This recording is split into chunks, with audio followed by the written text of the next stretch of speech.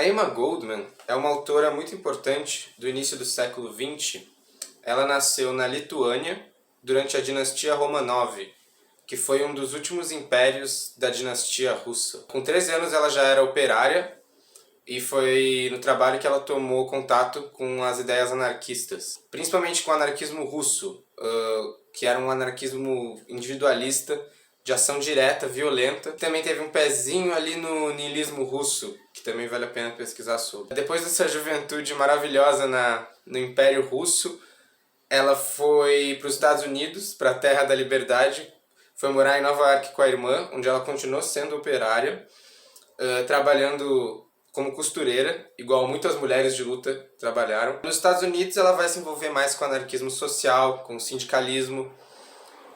E nessa época nos Estados Unidos foi a época que estava rolando em Chicago a revolta de Haymarket, que foi uma revolta de trabalhadores que impulsionou de maneira absurda o movimento anarquista e inclusive deu origem ao nosso Dia Mundial do Trabalho, né? Nesse texto aqui, que foi publicado em 1940, ele chama O Indivíduo, a Sociedade e o Estado. A Emma Goldman vai falar de uma concepção de indivíduo e como que se expressa essa individualidade. E quando se fala em individualidade, não se fala só da nossa individualidade, mas de todas as individualidades. Muitas vezes quando se fala de individualidade, individualismo, as pessoas pensam, individualismo é só pensar em si mesmo, individualismo é não ligar para o outro. Não, não é isso. Pelo menos para Emma Goldman, o individualismo é a sua expressão como pessoa. É aquilo que você é. Nesse trecho aqui ela fala: o indivíduo é a verdadeira realidade da vida, um universo em si. Ele não existe em função do Estado ou dessa abstração denominada sociedade ou nação. Batalhas já travadas pelo homem, obstáculos e prejuízos artificiais que ele próprio se impôs. Podemos dizer que a individualidade é a consciência do indivíduo em ser o que é e de viver essa diferença. É um aspecto inerente a todo ser humano e um fator de desenvolvimento. A própria essência da individualidade, a expressão e o sentido da dignidade e da independência. Eis o seu reino de predileção. Então o conceito de individualidade em Emma Goldman é a diferença do todo. É viver a diferença, viver a unicidade. Nesse texto da Goldman você tem uma forte crítica à uniformidade, ao igual, ao padrão. E é um pensamento que lembra bastante do Stirner, né?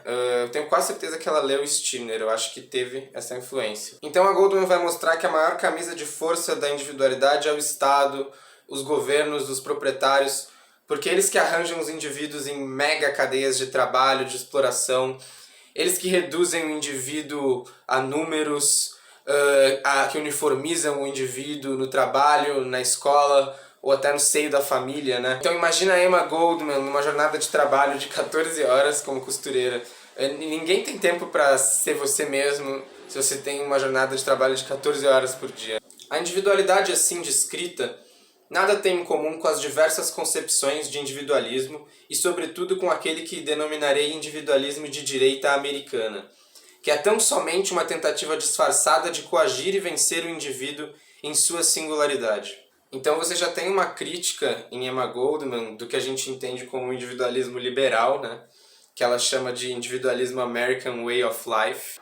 Esse individualismo em questão é o dos senhores, enquanto que o povo é regimentado numa casta de escravos para servir ao punhado de super-homens egocêntricos. Então a Emma Goldman mata a nota, né? Porque ela já contrapõe o individualismo anarquista com o individualismo liberal, que se disfarça de libertador do indivíduo, mas só quer alinhar os corpos em fila para trabalhar. O que caracteriza esse individualismo da Emma Goldman é esse espírito questionador do indivíduo que é ligeiro, que ele não quer ser explorado, então ele reflete, tem alguma coisa aí. Ele está se percebendo como indivíduo, com uma vontade de liberdade, e ele não quer mais se persuadir com governos e com autoridades. O último trecho para finalizar. Antes da guerra, o indivíduo tinha ao menos a possibilidade de escapar à prostração nacional e familiar. O mundo parecia aberto às suas buscas e seus ímpetos, às suas necessidades. Hoje, o mundo é uma prisão, e a vida uma pena de prisão perpétua a purgar na solidão. Isso é ainda mais verdadeiro desde o evento da ditadura. tanto de direita quanto esquerda. Então a Emma Goldman nasceu no Império Russo, onde ela sofreu perseguição não só por ser anarquista, mas também por ter origem judaica. Ela também visitou a União Soviética para checar o tal socialismo bolchevique, o qual ela teceu uma série de críticas nesse e em outros textos, como Minha Desilusão na Rússia, Trotsky protesta em demasia, A Revolução Social é portadora de uma mudança radical de valores, entre outros textos. Então dá para entender a revolta que ela tem contra qualquer tipo de governo, né? Esse é um texto que vale bastante a pena ler, porque tem bastante coisa além do que eu disse. E ainda assim não é um texto longo, dá para ler em um dia. O texto tem referências que vão de Nietzsche até Kropotkin, que é outra autora anarquista que ela se influencia muito pelo Kropotkin. Acontece muito da galera subestimar as ideias da Emma Goldman, talvez por ela não ter tido formação acadêmica, ou por ela falar de individualismo. Ela foi uma autora autodidata, ela se dedicou muito mais como militante mesmo, do que como uma acadêmica. Outro motivo também de subestimarem ela, é claro, por ela ser mulher e também por ela expor ideias de emancipação feminina, de liberdade sexual, de amor livre, que ela nunca deixou de expor também. Isso são coisas que às vezes nem outros anarquistas aguentam, né? É uma autora muito importante, uma teórica muito importante para o anarquismo e para o feminismo norte-americano também. Se eu não me engano, ela foi uma das fundadoras da IWW, um movimento de orientação anarco-sindicalista que até hoje é internacional e é tipo um dos maiores sindicatos do mundo até. Ela também teve uma revista chamada Mother Earth, que é onde ela publicava muitas das suas ideias anarquistas e feministas. É meio difícil de achar essas Mother Earth, viu? Eu tentei procurar, não achei quase nada, mas a maioria dos textos populares dela dá pra achar online, com umas ótimas traduções também. Então eu acho que é isso. Muito obrigado a todo mundo que assistiu. Se você assistiu inteirinho até o final, muitíssimo obrigado, você é foda. Eu também queria pedir para vocês conferirem meus outros vídeos, eu tenho mais dois. Um de Nietzsche sobre a linguagem e outro de Stirner e o falso princípio da educação. Você deixar o joinha e tal, o like e se inscrever aí e todas essas paradas aí. É isso, é nóis.